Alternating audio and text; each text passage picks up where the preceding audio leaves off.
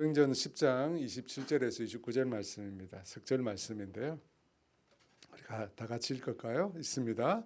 더불어 말하며 들어가 여러 사람이 모인 것을 보고 이르되 유대인으로서 이방인과 교제하며 가까이 하는 것이 위법인 줄은 너희도 알거니와 하나님께서 내게 지시하사 아무도 속되다 하거나 깨끗하지 않다 하지 말라 하시기로 부름을 사용하지 아니하고 왔노라. 너니 무슨 일로 나를 불렀느냐. 아멘. 베드로 사도가 환상을 보았죠. 환상을 보고 난 다음에 이방인들을 만나게 됩니다. 그들은 고넬료 가정의 두 하인과 또 한 명의 부하였습니다. 그들로부터 베드로 사도는 고넬료가 어떤 사람인지에 대해 듣습니다. 고넬료는 어떤 사람인가? 의인이고 하나님을 경외하는 자라고 합니다. 또 피지배 계층인 유대인으로부터도 칭찬받는 자라고 하는 얘기를 듣습니다. 그런 고넬료가 어느 날 기도하다가 거룩한 천사의 지시를 받아서 베드로를 초청해서 그의 말을 들으려 한다라고 얘기를 전해줍니다. 베드로가 그 말을 들었을 때, 여러분 베드로가 그 말을 들었을 때, 이 일에는 하나님의 특별한 섭리가 있다라고 하는 것을 알게 됩니다. 왜냐하면 이 요빠로부터 가이사라는 50km 걸어서 12시간이나 떨어진 그런 곳이잖아요. 그런데 그곳에 있는 사람들이 어떻게 베드로를 알고 또 그가 무두장이 시몬의 집에 있다는 사실을 정확히 어떻게 알 수 있느냐. 여러분 그걸 안다는 것은 불가사의한 일이죠. 불가능한 일입니다. 게다가 조금 전에 성령님께서 베드로에게 함께 가라고, 의심하지 말고 그들을 따라가라고, 내가 그들을 보내었다고 음성으로도 들려주셨거든요. 그래서 베드로는 이 사람들의 방문에는 하나님의 특별한 계획하심이 있다라고 하는 사실을 깨닫게 됩니다. 그래서 그 다음 날 요빠에서 온 6 형제와 함께 고넬료의 집을 향하여 사람들이 출발합니다. 이 6 형제가 지난주에도 나왔지만 6 형제가 베드로 사도와 함께 동행한 이유는 정확히 알 수가 없습니다. 왜 베드로 사도와 함께 그 사람들이 그 먼 길을 함께 가게 되었을까요? 단순한 동행이었을까요? 아니면 처음부터 앞으로 일어날 일에 대해서 증인이 되려고 하는 목적을 가지고 갔을까요? 아무리 생각해도 후자는 아닌 것 같죠. 어떤 의도였는지 확실하지 않습니다. 여러분 이렇게 확실하지 않는 것, 성경이 명확하게 밝히지 않는 것은 왜 그럴까요? 중요하지 않다는 거예요. 중요하지 않다는 거예요. 왜 갔는지는 중요하지 않고 무엇이 중요하느냐면 그들이 함께 갔다는 사실이 중요한 거예요. 왜 갔는지는 별로 안 중요해요. 성경이 말하고 있지 않잖아요. 하지만 그들이 갔다는 사실은 중요합니다. 왜냐하면 이들이 나중에 이방인에게도 복음을 전하는 것이 하나님의 뜻이며 하나님의 계획이라는 사실을 그들이 증거하기 때문에. 그래서 함께 갔다라고 하는 사실만 성경이 중요하게 이야기하는 것입니다.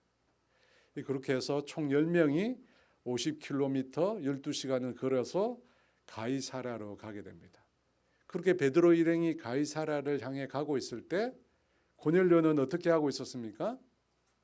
자신의 친척과 가까운 친구들을 모아서 베드로 사도를 기다리게 합니다. 이 하인 둘과 부하 1명을 요빠로 보낸 직후부터 고넬료는 사람을 부르거나 아니면 사람을 찾아가서 자기가 본 환상을 얘기했을 것입니다. 기도 중에 환상을 보게 됐는데 하나님의 사자가 자기가 있는 곳에 들어왔다는 겁니다. 그러면서 고넬료야, 자기 이름을 부르면서 내 기도와 구제가 하나님께 상달되어 기억하신 바 되었다라고 말하면서 지금 사람을 요빠로 보내어 베드로라고 하는 사람을 초청하라. 그가 어디 있느냐 하면 무두장이 시몬의 집에 거하는데 그 집이 바닷가에 있다고 이렇게 상세하게 얘기를 해줘. 그리고 그 말을 하고 천사가 떠나갔다는 것. 그 얘기를 자기의 친척들과 가까운 친구들에게 계속해서 고넬료가 이 얘기를 했을 것입니다. 여러분 그때 사람들의 반응이 어땠을까? 로마인들은 내세를 믿지 않는다고 했잖아요. 내세를 믿지 않고 천사도 믿지 않고 환상 있는 걸 믿지 않습니다. 근데 그 얘기를 들었을 때 사람들이 어떻게 생각했을까? 뭐 겉으로 말은 안 했겠지만 속으로는 믿지 않았죠. 그런데 고넬료가 베드로라고 하는 사람이 분명히 그곳에 있을 것이고 그가 곧 우리 집에 오게 될 것이라고 너무나 확신에 차서 말을 하니까 믿을 수는 없지만 어떻게 합니까? 지금까지 고넬료가 그들에게 보여준 그 인격과 그의 삶의 모습을 보니까 너무 존경스러운 사람이거든요. 그 사람이 계속해서 말을 하니까 강권해서 말을 하니까 흔히 우리가 하는 말로 믿져야 본전이다 라고 생각하고 그 초대를 받아들이게 되죠. 그렇게 해서 고넬료 집에 사람들이 몰려와서 융성한 대접을 받으면서 베드로가 올 것을 기다리고 있었던 거예요.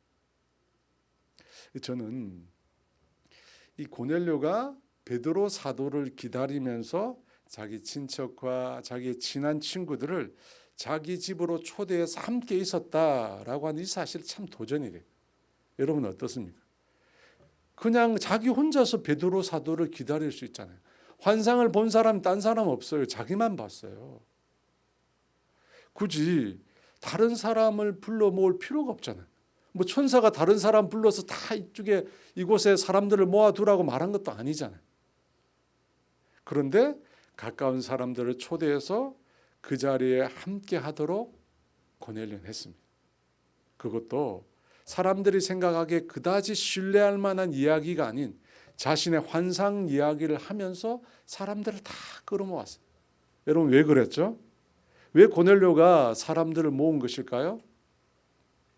한마디로 이야기하면 기대가 있었기 때문에. 뭔가 특별한 일이 일어날 것이라는 그런 기대와 믿음이 고넬료에게 있었던 거예요.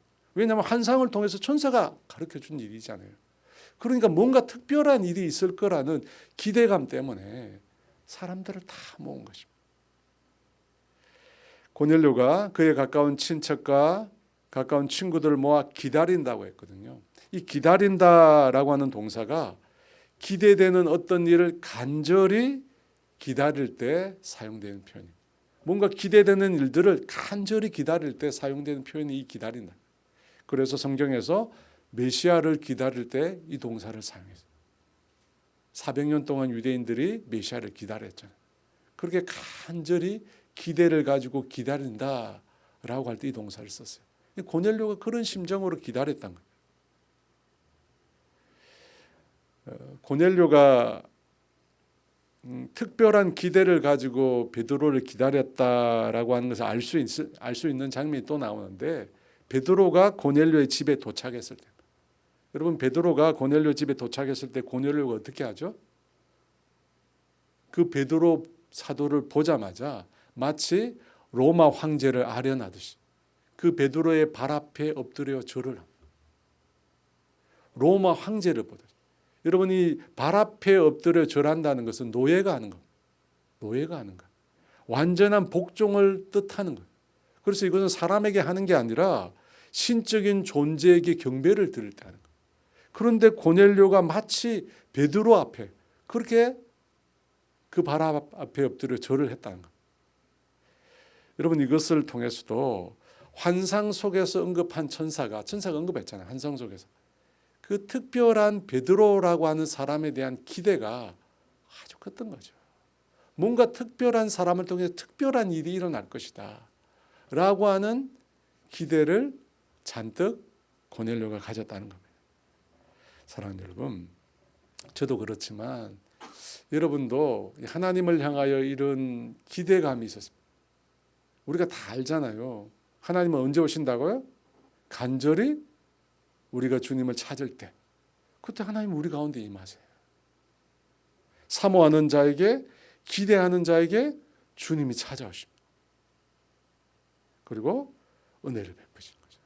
우리가 예배를 드릴 때 찬양을 하거나 기도를 하거나 말씀을 들을 때 주님을 향하여 이 기대하는 마음, 뭔가 주님께서 오늘도 내 삶 가운데 찾아오시고 내 인생 가운데 찾아오시고 내 영혼 가운데 찾아오실 것에 대한 간절한 기대, 여러분 이것이 우리에게 꼭 필요합니다.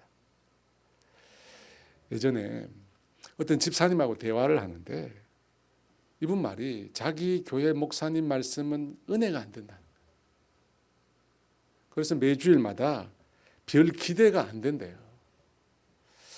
그 얘기를 듣는데 제 마음이 섬뜩한 거예요. 우리 성도들도 저런 생각을 가지고 있으면 어떻게 될까? 막 그런 생각이 드는 거예요. 제가 그 얘기를 들으면서 그랬어요. 은혜가 안 되더라도, 은혜가 전혀 안 되더라도 그 말씀 듣다 보면 한두 구절은 그래도 은혜 되는 구절이 있지 않냐고. 말씀에 은혜가 안 되면 성경 구절이라도 은혜가 되지 않더냐고. 그러면 그것이라도 붙들어가지고 그것이라도 붙들고 그렇게 은혜 받았으면 좋겠다 말을 했습니다. 여러분 죄송합니다. 목회자들이 부족해가지고 목회자들이 성령 충만하고 은혜 충만하고 늘 기도 충만해야 되는데, 그래서 양떼를 잘 먹여야 되는데 그렇지 못한 것에 대해서 참 마음이 무겁습니다. 그런 의미에서 많이 기도해 주셔야 돼요. 여러분 목회자들을 위해서. 우리 전도사님이 정말 성령 충만, 볼 때마다 막 불의 사자로 막 이렇게 그죠? 그 말씀 막 불이 나가고 이렇게 해야 되는데, 여러분 주님을 기대하십시오. 주님은 뭔가 특별한 것을 준비하고 계십니다. 그리고 여러분의 오늘 기대를 가지고 그 주님을 만나고 그 주님을 통해서 놀라운 은혜를 받겠다, 그 마음을 가지실 때 반드시 주님은 여러분 가운데 찾아오셔서 말씀해 주시고 놀라운 은혜를 베풀어 주실 줄 믿습니다. 이 베드로 사도에게 엎드려 절을 하는 이 고넬료를 보고 베드로는 황급히, 표현은 안 나오지만 아마 황급히 그를 이렇게 세웁니다. 그러면서 나도 당신과 같은 사람이라고, 나도 당신과 성정이 같은 사람이라고 이야기를 합니다. 분명 베드로 사도는 특별한 하나님의 사람이었지만 자신이 그렇게 특별한 사람으로 비춰지는 것은 하나님 때문이라는 사실을 분명히 인식하고 있었던 거예요. 분명히 특별한 사람이에요. 하지만 자신이 그렇게 된 것은 하나님 때문이죠. 그래서 고넬료의 이 극진한 경배, 하나님께 드리는 경배를 사양한 것입니다. 하나님이 받아야 되지 자기가 받을 것이 아니라는 것입니다. 여러분 이 태도가 맞잖아요. 그렇죠? 여러분 이 태도가 맞아요. 인간은 그 누구도 하나님이 받아야 되는 경배를 받아서는 안 됩니다. 그걸 거절해야 돼요. 베드로 사도가 한 명에 3,000명을, 한 번에 3,000명을 회심시켰습니다. 우리가 다 알듯이 한 번도 태어나서 걸어보지 못한 사람을 걷게 만들었습니다. 8년 동안 중풍병으로 침상에 누워있는 사람을 일으켰습니다. 심지어 죽은 사람을 살려냈습니다. 하지만 그 모든 것들은 베드로가 행한 게 아니에요. 누가 행하셨습니까? 하나님께서 베드로를 통해서, 우리 주님께서 베드로를 통해서 능력을 행하신 것입니다. 그래서 모든 영광을 주님께만 올려드려야 돼요. 저는 그래서 늘 기억하고 또 묵상하고 되새김하는 말씀이 있는데, 누가복음 17장에 보면 이 무익한 종에 관한 말씀이다. 제가 읽겠습니다. 너희 중 누구에게 밭을 갈거나 양을 치거나 하는 종이 있어 밭에서 돌아오면 그더러 곧 와 앉아서 먹으라 말할 자가 있느냐? 도리어 그더러 내 먹을 것을 준비하고 띠를 띠고 내가 먹고 마시는 동안에 수종 들고 너는 그 후에 먹고 마시라 하지 않겠느냐? 명한 대로 하였다고 종에게 감사하겠느냐?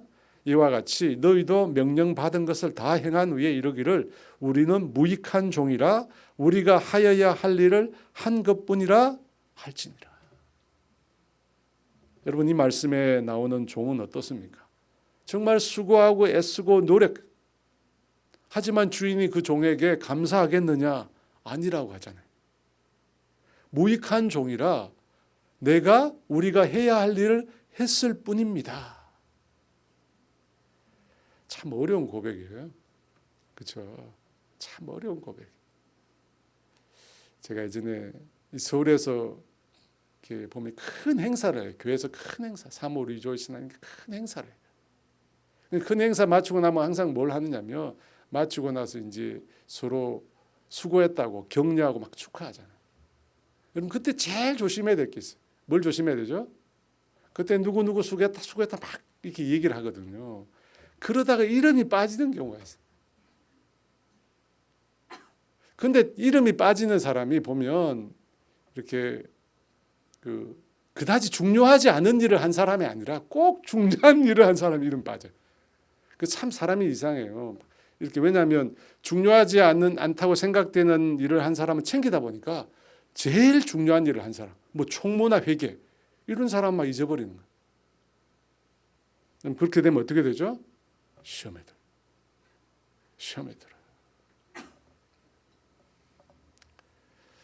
그럴 때마다 여러분 이 무익한 종의 고백을 항상 기억하세요. 나는 했을 뿐. 예. 사실 저도 여기서 자유롭지 못합니다. 예전에 제 이름 안 빠진 적이 있었거든요. 장로님이 이름을 불렀는데 제 이름은 빠뜨렸어요. 사실 선교 갔을 때 다 불렀는데 제 이름 빠졌다. 얼마나 시험이 드는지. 저 장로님이 아직도 젊으신데 뭐가 왔나 그런 막 마음도 들고. 저도 여러분 여기서 자유롭지 못합니다. 그러나 이 고백을 우리가 매 순간 되뇌어요. 나는 무익한 종이라 할 일을 했을 뿐입니다. 우리가 사사기 6장을 묵상하는데 기드온이 나오잖아요. 여러분 기드온이 얼마나 위대한 일을 해요. 미디안의 13만 5천 대군을 300명으로 무찌른 위대한 이스라엘 용사입니다.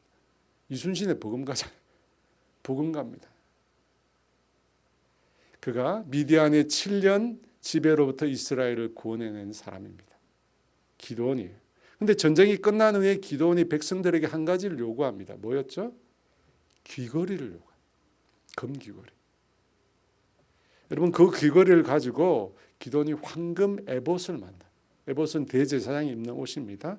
그 황금 에봇을 만들어 자신의 고향인 오브라에 그 황금 에봇을 두게 됩니다. 여러분 그 결과 어떻게 됩니까? 이스라엘 백성들이 그 황금 에봇을 우상으로 섬기게 됩니다. 왜 사람들이 그 황금 에봇을 우상으로 섬겼을까요? 그 황금 에봇은 다름 아닌 기드온의 분신이거든요. 사람들이 그 앞에 가서 절하면서 어떤 생각을 했을까요? 내가 이 앞에 절하면 우리 자녀도 기드온처럼 되지 않을까. 그런 믿음을 가지고 그 앞에 가서 엎드려 절했다는 겁니다. 그런데 여러분 왜 기드온이 그렇게 위대한 믿음의 사람인 기드온이 이와 같은 우상을 만들었을까요? 만든 이유가 뭐죠? 자신을 기념하기 위해서. 자신이 한 일을 기념하기 위해서 우상을 만들었습니다. 다르게 말하면 잊혀지기 싫어서, 사람들 내리에서 잊혀지기 싫어서 황금 에봇을 만든 거예요. 여러분 그 결과 어떻게 되죠? 기드온이 사는 날 동안 40년 동안 이스라엘 평안을 누립니다. 그런데 그가 죽은 이후에 이스라엘 사람들은 더 이상 기드온이 그들에게 베푼 은혜를 기억하지 않더라. 그리고 기드온이 첩을 통해서 낳은 아들 아비멜렉이 기드온의 70명의 아들을 한 번에 다 죽입니다. 제가 생각할 때 성경에 나오는 비극 중에 정말 엄청난 비극인 것 같아요. 70명의 아들이요 한 방에 다 죽어요. 그 모든 일은 자신을 기념하려고 했던 기드온의 자기 우상화에서 나온 것입니다. 여러분 우상화의 끝이 이거예요. 끝이 비참합니다. 여러분 이 세상 독재자의 끝 우리가 다 알잖아요. 여러분 독재자의 끝이 어떻게 됐어요? 정말 비참해요. 심지어 무덤에 들어간 그 독재자의 시신을 꺼내어서 사람들이 불을 태우고 밟고 가루를. 지금도 마찬가지예요. 앞으로도 마찬가지일 거예요. 반드시 그런 일이 일어나요. 여러분 우리는 그래서 잊어져야 돼요. 어느 목사님이 여러분 다 아시겠지만 은퇴할 때 그런 말씀 하셨잖아요. 나를 거침없이 철저히 버려달라고. 잊어달라고. 명언이에요. 그죠? 잊어달라. 여러분, 베드로 사도 역시 알고 있었어요.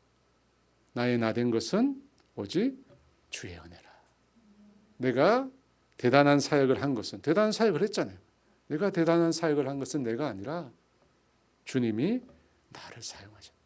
내가 주님의 도구가 되었고 내가 주님이 쓰시는 통로가 되었다는 것입니다. 여러분, 이것이 도구론 통로론이죠. 제가 지금 말이에요. 도구론 통로. 여러분, 이런 마음을 가지고 주님이 나를 통해서 당신의 일을 하신다. 나는 주님께 붙들려 쓰임받는 무익한 종이다. 여러분, 이런 마음을 가진 사람을 주님이 쓰시는 거예요. 베드로를 그렇게 쓰셨잖아요. 바울을 그렇게 쓰셨죠. 오직 하나님께만 영광 돌리고자 하는 사람, 그런 사람을 하나님이 들어서 끝까지 사용하는 거예요. 저와 여러분이 그렇게 사용되기를 원합니다. 27절 말씀입니다. 우리 다 같이 있습니다. 27절 같이 있습니다. 더불어 말하며 들어가 여러 사람이 모인 것을 보고, 베드로 사도가 자기 발 앞에 엎드린 고넬료를 이렇게 세웁니다. 그리고 나서 마치 친구처럼 친근하게 말을 했다. 이 더불어 말한다는 표현이 바로 오래된 친구에게 말을 걸라는 뜻입니다. 그러면서 고넬료가 인도한 방으로 들어갔는데 그곳에 여러 사람들이 모여 있었다고 합니다. 이 고넬료의 친척과 가까운 친구들이 그곳에 베드로를 보려고 다 함께 모여 있었던 것이죠. 여러분, 베드로 입장에서 생각해 보면 아마 이 일은 예상하지 못한 일이었을 것입니다. 고넬료에 대해서 얘기를 들었잖아요. 그런데 사람들이 그렇게 많이 모여가지고 자신을 기다리고 있으리라고는 생각을 못했을 것입니다. 한두 사람 혹은 서너 명 정도가 있을 것이고 그 이방인들을 만날 것이라고 추측을 했을 겁니다. 그런데 상황이 다른 겁니다. 정말 많은 사람들이 모여서 이 눈동자가 기다리다고 그랬잖아요. 베드로를 위해서, 베드로에게서 뭔가 특별한 것이 있을 것이라는 기대를 가지고 사람들이 쳐다보고 있는 거예요. 왜냐하면 환상 중에 나왔잖아요. 환상 중에 말했던 그 사람이 지금 이 자리에 왔거든요. 사람들이 다 놀란 거죠. 뭔가 특별한 일이 있을 것이라고 이방인들이 다 베드로를 쳐다보았을 것입니다. 아마 베드로도 잠시 당황하지 않았을까. 이전에 생각하지도 못한, 경험하지도 못한 일이 일어났잖아요. 여러분, 이방인들은 유대인들이 가장 싫어하고 가장 혐오하고 상종도 하지 않는 그런 사람이에요. 그래서 이방인을 개처럼 여겼다. 개처럼 여겨서 유대인들은 자기 집에 이방인을 들이지도 않아요. 그리고 이방인의 집에도 가지 않습니다. 근데 그런 사람들이 정말 간절히 지금 베드로를 보려고 모여 있는 거예요. 베드로 그것을 보고 잠시 당황했는데요. 그러면서 자신이 이곳에 오게 된 이유를 그 다음 절에 말합니다. 28절입니다. 같이 있습니다. 이르되 유대인으로서 이방인과 교제하며 가까이 하는 것이 위법인 줄은 너희도 알거니와 하나님께서 내게 지시하사 아무도 속되게 하거나 깨끗하지 않다 하지 말라 하시기로. 먼저 베드로는 보통의 유대인들이 보이는 반응이 어떤 것인지를 이야기합니다. 이방인과 교제를 하고 가까이 하는 것은 위법이라고 합니다. 여러분, 왜 위법일까요? 왜 이방인들을 가까이 하는 것이 법에 어긋나는 일일까요? 이 거룩함과 부정함을 나누는 이 율법 조항의 영향 때문입니다. 잘 아시잖아요. 뭐는 거룩하고 뭐는 부정하고 뭐는 정하고 뭐는 부정하고, 이런 음식물에 대한 규정 때문에 이방인을 가까이 하는 것도 부정하다고 그들이 알고 있습니다. 그런데 이유가 또 있어요. 이방인을 가까이 하지 않는 이 규정이 왜 중요하냐면 이것이 이스라엘의 구약 이스라엘의 멸망과도 관련이 있어요. 출애굽한 이스라엘 백성들이 가나안 땅에 들어갈 때 하나님께서 그들에게 아주 엄한 명령을 하나 주셨습니다. 그 명령이 신명기 7장 1절에서 4절 말씀입니다. 제가 읽겠습니다.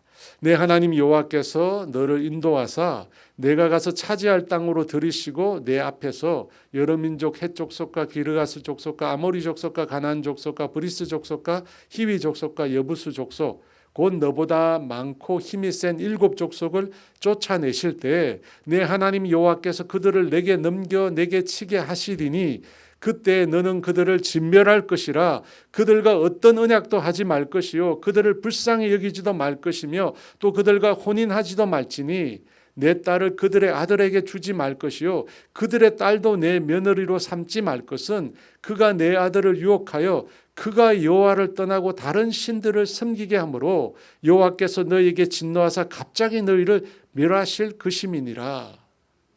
여러분, 이방 민족에 대해서 어떻게 하라고 합니까? 진멸하라고요.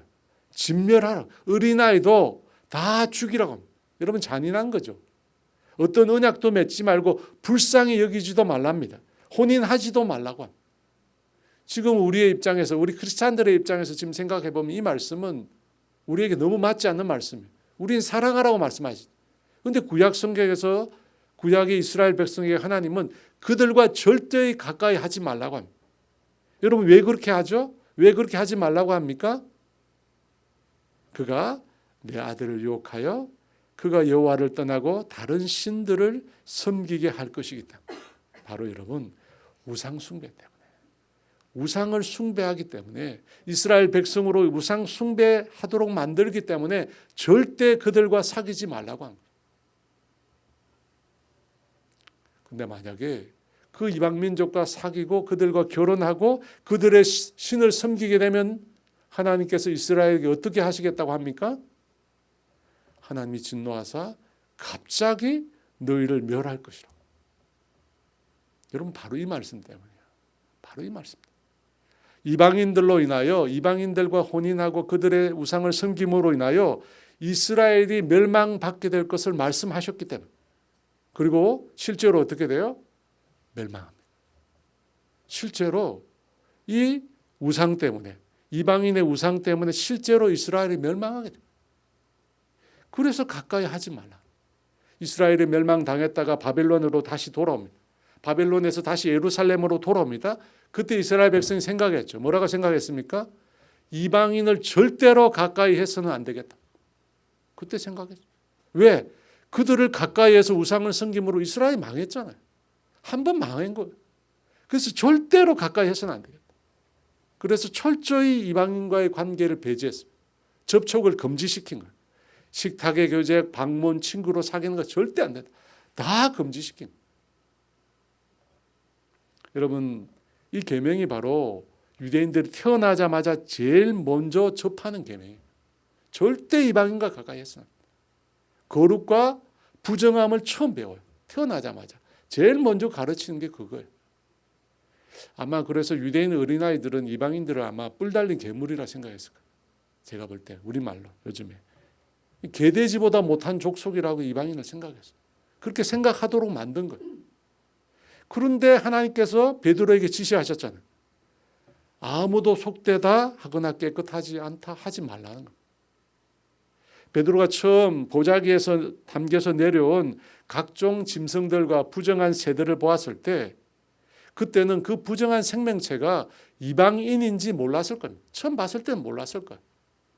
단순 먹는 문제라고 생각했습니다. 그런데 계속해서 자기가 부정한 것을 먹지 않겠다고 말했음에도 주님은 깨끗하게 한 것을 속되다고 말하지 말라고 하셨어요. 그래서 이게 도대체 뭔가 생각하다가 그게 아니라, 먹는 문제가 아니라 유대인들이 부정하게 생각하는 이방인이라는 사실을 베드로가 깨닫게 된 거예요. 그래서 어떻게 합니까? 29절에 보면 부름을 사양하지 아니하고 왔노라. 여러분, 베드로 사도가 고넬료의 집에 온 것은 하나님의 지시 때문에, 하나님의 말씀이 있었기 때문에 그가 오게 되었다는 거예요. 그런데 여러분, 이 말을 뒤집어 생각하면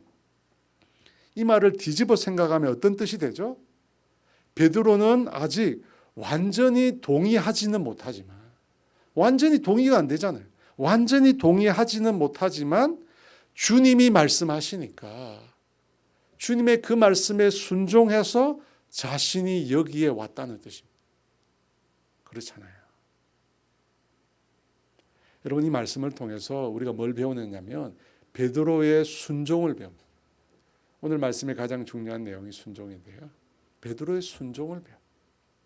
여러분, 순종이 뭐죠? 주님을 따른다, 주님의 말씀을 따른다라고 하는 것이 뭘 의미하죠? 순종의 특성이 뭡니까? 어떤 특성을 갖고 있어요? 순종이라고 하는 것은 이 말씀에 비추어 보면 기본적으로 내가 원하지 않는 상황임에도 불구하고 그걸 따르는 것. 여러분 꼭 기억하십시오. 내가 따르고 싶은 마음이 들지 않음에도 따르는 것. 여러분 그게 순종이에요. 내가 원하고 바라고 그죠? 하고 싶은 거. 여러분 이건 순종할 마음이 없어도 할 수 있어요. 여러분 그렇지 않나요? 내가 좋아하는 거 그냥 하는 거잖아요. 내가 원하지 않는 거, 바라지 않는 거. 그럼에도 누가 원하신다고요? 주님이 원하시죠. 여러분 이게 순종이에요. 내가 원하지 않아요. 내가 바라지 않아요. 근데 누가 원하신다고요? 주님이 원하세요. 주님이 원하시기 때문에 내가 그걸 따르는 거예요. 여러분 그게 순종입니다. 성경에 예수님의 순종에 대해서 이렇게 말씀하셨어요. 제가 쉬운 성경으로 히브리서 5장 7절 말씀인데 찾아보니까 이렇게 되어 있어요. 예수님께서 사람으로 계실 때 하나님께 기도하고 도움을 구하셨습니다. 그분은 자기를 죽음에서 구해 주실 수 있는 분에게 큰 소리로 부르짖으며 눈물로 기도하였습니다. 그리고 모든 것을 하나님께 맡김으로 순종하심으로 하나님의 응답을 받았습니다. 예수님께서 사람으로 계실 때 하나님께 기도하고 도움을 구했다고 합니다. 죽음에서 구해 주실 수 있는 분에게 큰 소리로 부르짖으며 눈물로 기도했다고 합니다. 어떤 기도죠? 겟세마네 기도. 겟세마네에서 주님께서 말씀하셨잖아요. 기도하셨잖아요. 할만하시거든. 이 잔을 내게서 지나가게 하옵소서.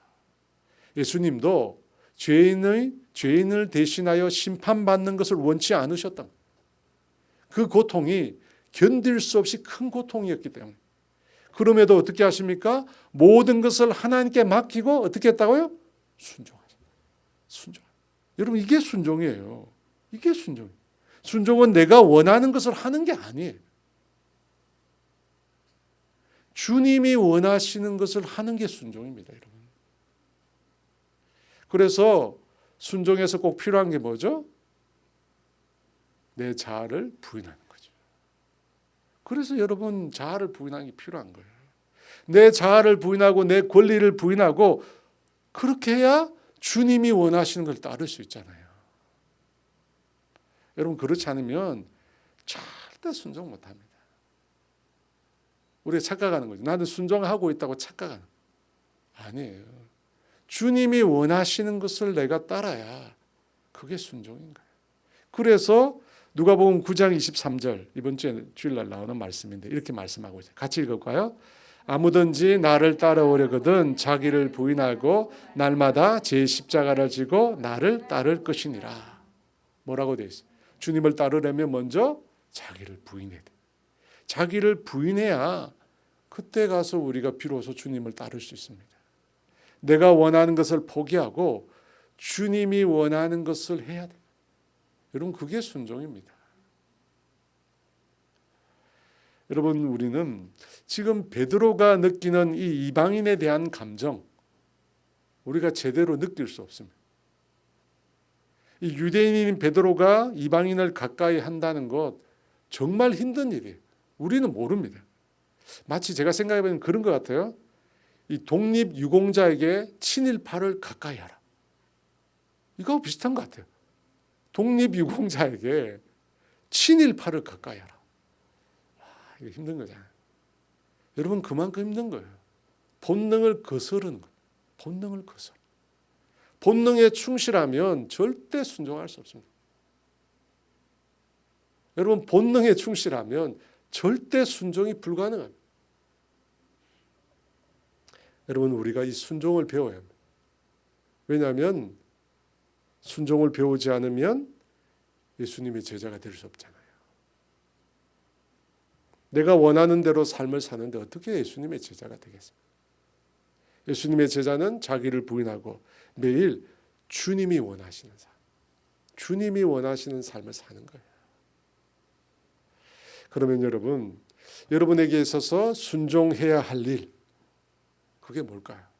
여러분 한번 생각해 보세요. 내가 순종해야 될, 내가 원하는 게 아니라 주님이 원하시는 일이 뭘까?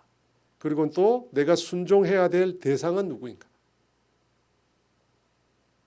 성경에서는 내 부모에게 순종하라, 내 남편에게 순종하라. 분명히 말씀이 나와 있죠. 그죠? 남편에게 순종하라. 그죠? 남편에게 순종하라. 네. 그러면 여자분들은 항상 말하죠. 사랑해야지. 순종하지. 사랑하세요. 사랑하시고 또 순종해. 여러분 한번 꼭 우리가 기도하면서도 계속 생각해 볼 텐데요. 주님이 원하시는 내가 순종하지 못하고 있는 일은 어떤 것인가? 여러분 이걸 우리가 오늘 발견해야 돼요. 또 주님이 원하시는 내가 순종하지 못하고 있는 대상은 누구인가? 여러분 이걸 발견해. 이걸 발견해야지 여러분 오늘 설교를 들은 이유가 있는 거예요. 왜냐하면 그 문제가 해결될 때 하나님 놀라운 일이 일어나거든요. 하나님께서 놀라운 일을 행하시거든요. 그래서 오늘 여러분 꼭 발견하시. 내가 순종해야 될 일이 뭔가? 순종해야 될 대상이 누군가? 꼭 발견하기를 원합니다. 29절 말씀입니다. 같이 있습니다. 부름을 사양하지 아니하고 왔노라 묻노니 무슨 일로 나를 불렀느냐. 베드로는 이방인을 가까이 하는 것은 유대인들에게 위법인데 그럼에도 불구하고 주님께서 하나님께서 지시해서 이곳에 왔다는 것입니다. 겉으로는 고넬료의 초청으로 왔지만 사실은 누가요? 하나님이 말씀하셔서 온 거예요. 하나님 말씀하셨어요. 그런데 베드로가 뭐라고 이야기합니까? 왜 나를 무슨 일로 불렀느냐? 여러분 이 말은 베드로가 초청을 받아서 오기는 왔는데 왜 왔는지 무슨 일로 왔는지 모르고 왔다는 뜻입니다. 그렇잖아요.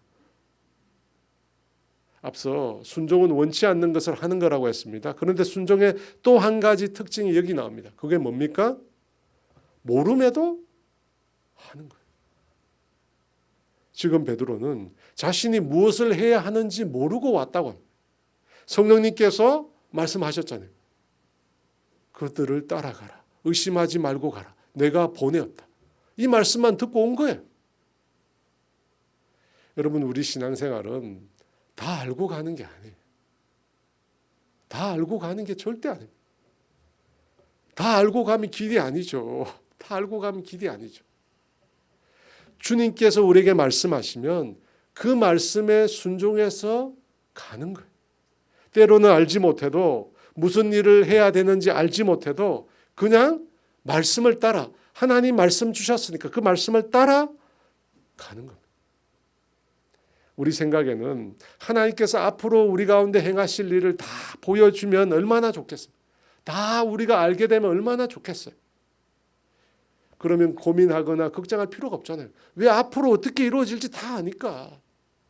그런데 그런 일은 없습니다. 여러분 그런 일은 없어요. 17살 요셉에게 하나님 꿈을 꾸게 하셨잖아요.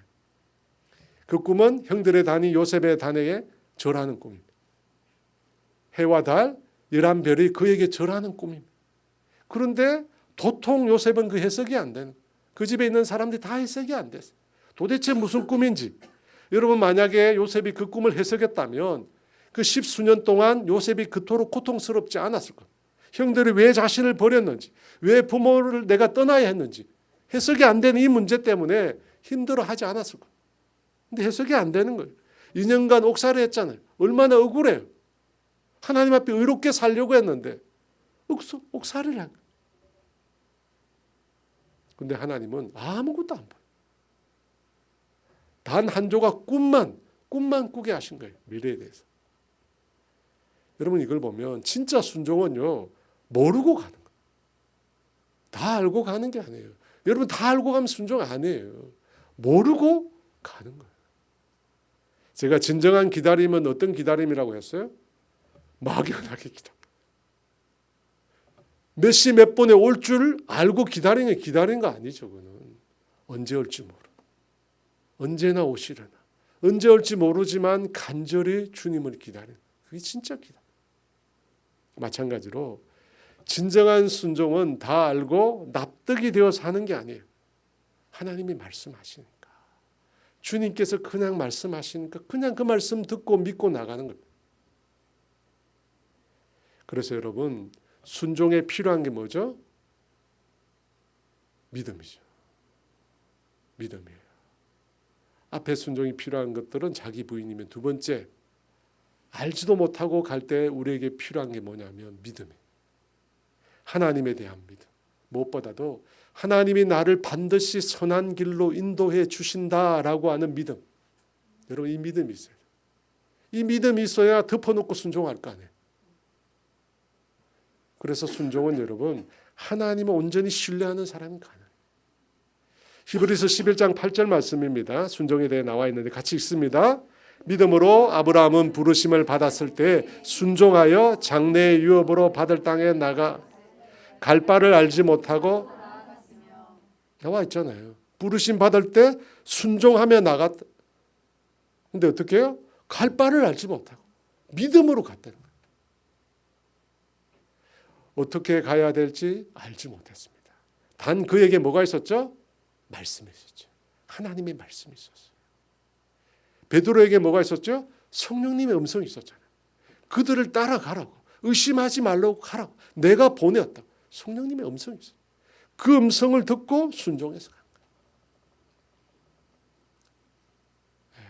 여러분, 이게 순종의 특징이에요. 모르고 가는 거예요. 다 알고 가는 게 순종이 아닙니다. 그게 다 알고 다 이해하고 다 납득하고 다 해석하고, 여러분, 그런 건 없어요. 그런 신앙은 없어요. 내가 이해되지 않지만, 납득이 되지 않지만 주님이 말씀하시니까, 내가 그 주님을 신뢰하니까, 주님은 항상 나에게 선한 길로 옳은 길로 인도해 주시니까, 그 주님 내가 믿기 때문에 순종의 발걸음을 내딛는 거예요. 기도원을 우리가 살펴보고 있다고 했잖아요. 기도원이 주님의 말씀을 따르기는 따르는데 기도원은 3번을 시험합니다. 하나님. 첫 번째는 어떻게 해요? 오브라 포도주 틀에서 밀을 타작하잖아요. 여호와의 사자가 나타나 기도원에게 말합니다. 큰 용사여, 내가 너와 함께 있다. 그 말에 기도원이 뭐라고 대답합니까? 하나님이 함께 하시면 우리가 이 모양 이 꼴이겠냐. 좀 의역을 하면 그래. 하나님이 함께 하시면 우리가 이 모양 이 꼴이냐. 미디안에게 우리가 이렇게 당하겠냐. 출애굽할 때 하나님 그렇게 역사하셨다는데 그 하나님 어디 가셨나. 불평을 하죠.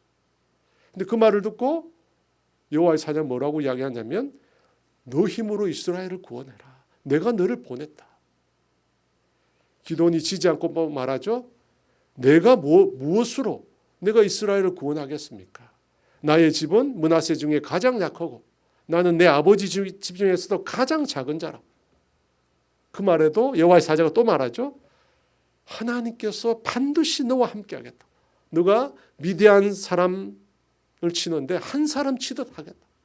또 약속을 또 주시면 또 말씀을 또 주세요. 그럼 참 치열하죠. 그렇게 말씀하는데도 기도원이 또 뭐라고 해요? 그러면 나하고 말씀하시는 분이 주님이시라는 표징을 내게 주십시오. 이 주라는 말의 아도니에요. 신약 성경에서는 큐리오스로 번역이 돼요. 하나님이심을 나에게 가르쳐달라. 그래서 어떻게 합니까? 여호와의 사자가 국물을 잔뜩 부은 그 제물에 지팡이 끝을 대니까 바위에서 불이 일어나서 그 제물을 다 삼킵니다. 그리고 여호와의 사자는 사라지죠. 갈멜산에 엘리야의 불의 기적과 같은 기적이 일어나죠. 여러분, 그때 기도원이 엎드려요. 여러분, 이게 처음 표징입니다. 그런데 이것으로 끝난 게 아니고, 끝나면 되는데 끝난 게 아니고, 기도원이 또 뭐라고 이야기하냐면, 전쟁에 나가기 전에 또 뭐라고 하나님께 이야기하냐면, 정말 자신을 통해서 하나님이 이스라엘을 구원하신다라고 한다면 그 증거를 보여달라. 그래서 나온 게 뭐죠? 양털과 이슬이죠. 아시죠? 양털에만 이슬이 있고 타작마당의 땅은 마르게 해달라. 여러분, 이게 말이 안 되는 거죠. 왜냐하면 같은 조건에 있잖아요. 양털하고 마당이 같이 있어요. 그런데 어떻게 이슬이 양털에만 있습니까? 불가능한 일이죠. 그런데 하나님은 놀랍게도 땅은 마르고 양털에만 이슬이 있게 합니다. 여러분, 그 정도 하면 끝나면 되는데 또다시 증거를 요구하죠. 뭐라고 이야기합니까? 이번에는 마당만 졌고 양털은 마르게 해달라고. 주님이 또 행하십니다. 그게 끝이 아니에요. 3번째 또 시험이 있죠. 기도원의 300용사가 산 위에 머물러 있어요. 산 아래 골짜기에는 미디안의 13만 5천 대군이 그곳에서 메뚜기같이 모여서 장막을 치고 있습니다. 그때 주님께서 기도원에게 말합니다. 일어나 미디안 진영으로 내려가라. 싸우란 뜻입니다. 그러면 오늘 적을 내 손에 붙여주겠다. 그러면서 주님이 말씀하십니다. 만약 그 일이 두렵거든 부하 한 명을 데리고 미리 내려가 보라. 주님이 기드온을 아시는 거예요.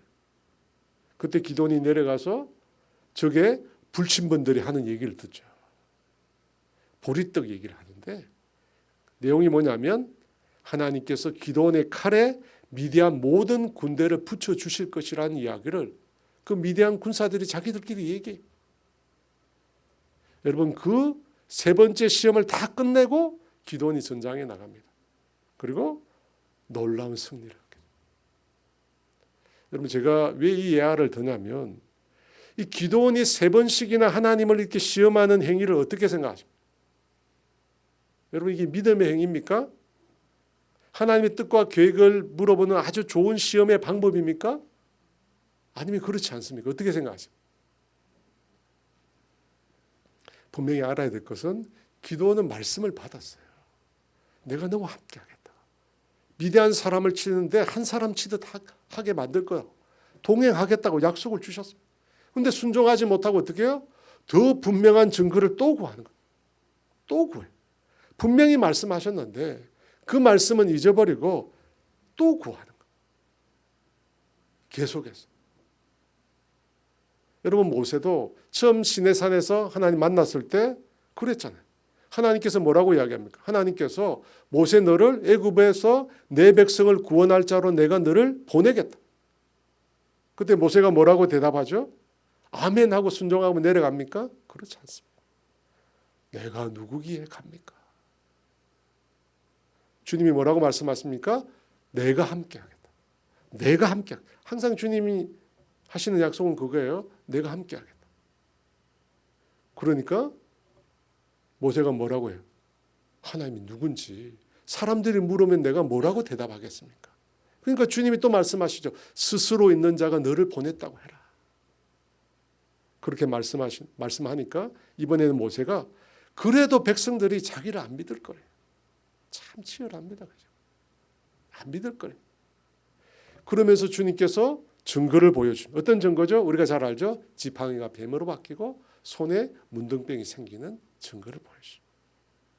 여러분 왜 기드온과 모세는 하나님을 시험하고 계속해서 증거를 더 구했을까요? 하나님을 신뢰하지 못하는 거죠. 인격적으로 주님을 아직 깊이 알지 못했기 때문에 처음 만났죠. 여러분 미성숙하니까 자꾸 증거를 구하는 거예요. 여러분 우리도 신앙생활 처음 할 때 그렇죠. 자꾸 증거 묻잖아요. 하나님 이것도 가르쳐 주시고 이것도 보여주시고. 여러분 물론 그 외에도 그들이 맞닥뜨린 문제가 도저히 감당할 수 없는 문제였기 때문에 더 분명한 증거를 구하기도 했습니다. 여러분 그 부분도 있어요. 문제가 너무 크니까. 그런데 베드로는 어떻게 합니까? 성령님의 음성을 듣고 그 말씀대로 따라갔어요. 어디로 가는지도 모르고 가서 무엇을 하는지도 모르고 그냥 순종해서 나갔습니다. 환상 중에는 3번 거절했지만 성령님의 음성을 듣고는 그냥 갔어요. 여러분 순종이 이거예요.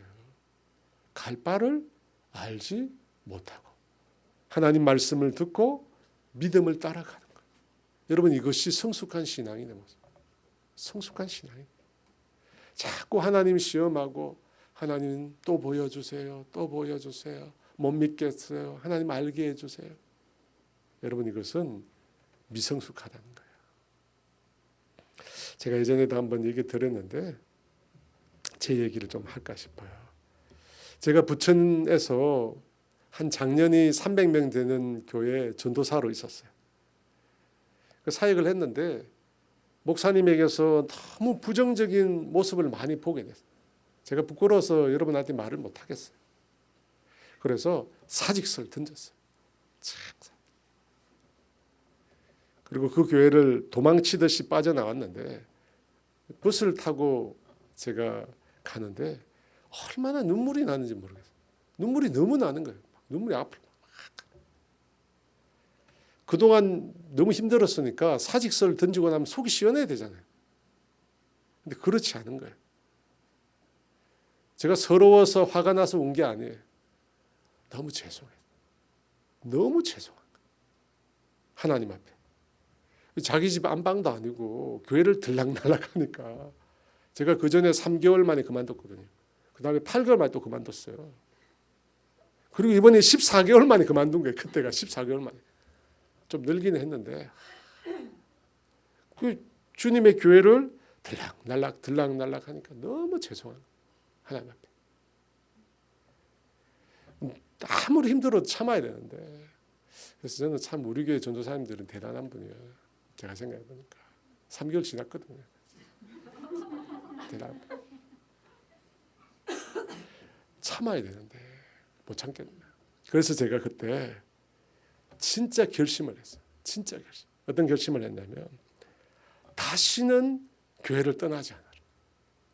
단 교회가 나가라고 하면 교회가 나가라고 하면 나가겠지만 그전에는 아무리 힘들어도 차라리 내가 죽지 교회 절대 안 떠나겠다.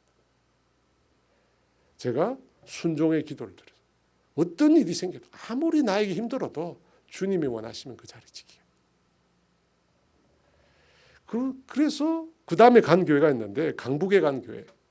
한 성도가 350명 정도 됐는데 강남에 있는 S교회에서 아주 인품이 좋으시고 아주 사역도 잘하신다는 분을 청빙해서 그 교회에 모셨다고 해요. 그래서 제가 보니까 너무 좋을 것 같다. 갔는데 그게 또 아닌 거예요. 그래서 제가 그때 제가 문제가 있구나. 교회가 문제가 아니라 내가 문제다. 여름 사역이 다 끝나고 8월 말쯤 됐는데 같이 사역했던 전도사님이 계세요. 근데 이분이 어느 날 갑자기 내 사무실을 찾아와서 나한테 뭐라고 그러냐면 내년에도 계속 사역할 건지 물어보는 거예요. 그래서 제가 그랬죠. 절대 나 떠나지 않는다고. 목에 칼이 들어와도 절대 안 떠나. 교회에서 나가라고 하지 않으면 절대 안 나간다. 막 그 앞에서 제가 다짐을 하면서 얘기를 했어요. 그리고 일주일 뒤에 담임 목사님 저를 부르셨는데 나가라고. 나가라. 그래서 제가 쫓겨났어요. 그전에는 제 발로 나갔는데 그때는 제가 쫓겨났어요. 그리고 난 다음에 간 교회가 어린교회. 지금까지 이제 계속 여러분 주님은 순종을 원하세요. 내가 원하지 않는 일이라도 주님께서 원하시기에 순종하는 것. 내가 다 알지 못해도 다 알지 못해. 근데 주님께서 말씀하셨기에 순종. 여러분 주님은 이 순종을 여러분 꼭 기억하십시오. 내가 원하지 않지만 주님이 원하시기에 순종하는 것. 또 내가 다 알지 못하지만 주님이 말씀하셨기 때문에 내가 순종하는 것. 여러분 이 순종을 주님이 원하세요. 왜 원할까요? 왜 주님이 순종을 원할까요, 여러분? 여러분 하나님께서 저와 여러분의 삶 가운데 일하십니다. 주님께서 우리 가운데 일하실 때 주님이 일하시는 환경이 있어요. 아무 때나 일하시는 분이 아니에요. 근데 주님이 일하시는 환경 중 하나가 뭐냐면 순종할 때. 여러분 베드로가 순종하니까 어떻게 돼요? 베드로를 통해서 고넬료의 가족과 그 친구들 집단적으로 이방인들이 회심하는 놀라운 선교 역사예요. 여러분 이것은 선교 역사 아주 중요한 큰 획을 끊는 사건이에요. 왜냐하면 이방인들이 회심하고 돌아오거든요. 그 전까지는 유대인만 전도했어요. 유대인만 구원 얻는 줄 알았다니까요. 그런데 베드로가 순종하니까 그 순종을 통해서 하나님은 이방인의 구원의 역사를 일으키는 아주 큰 획을 걷게 하신 거예요. 그 구원의 역사 가운데 베드로의 순종이 있었어요. 여러분 그걸 기억하세요. 혹시 여러분 삶 가운데 하나님께서 정말 이 부분에는 일하셔야 되는데 정말 이 부분에 하나님의 역사가 필요한데 왜 하나님이 그토록 오랫동안 내가 기도하고 매달리는데 이루어지지 않나? 왜 분명히 하나님 뜻인지 분명한데 왜 이 일이 성취되지 않는가? 여러분 그 중에 한 문제가 있습니다. 순종이라고 하는 문제가 있었어요. 순종은 하나님이 일하시기 원하는 환경이 되거든요. 하나님은 순종 가운데 우리의 순종 가운데 마음껏 일하셔요. 마음껏. 그러므로 순종으로 주님이 사용하시는 도구가 되고 통로가 되는 저와 여러분 되기를 원합니다.